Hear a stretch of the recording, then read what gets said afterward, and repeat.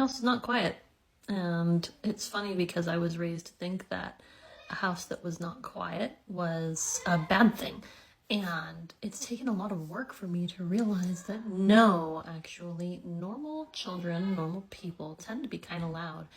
And if they're neurodivergent, like some of my kids are, half of my kids have ADHD, and my husband does as well.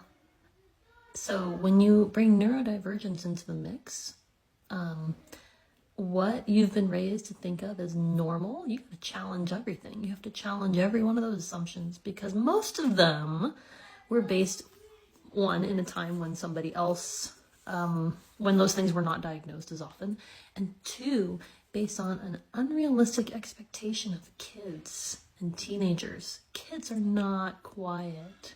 They typically learn to be quiet, at least most kids. I mean, I'm sure there's a rare exception, but most of the kids I've encountered outside of my own house as well are not naturally quiet. There's a few. I have one of my kids who's very observant, and so learned to be quiet when he was observing things. But most kids tend not to have volume control.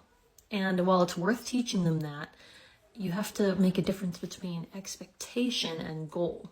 The goal is that eventually they would learn how to regulate their volume so they can be loud or quiet when they want to. However, the expectation is not that they would be quiet all the time. The expectation is that I'm going to need to be reminding them to attend to how loud or how quiet they are. So we do a lot of teaching and instruction in our house to try to help with this.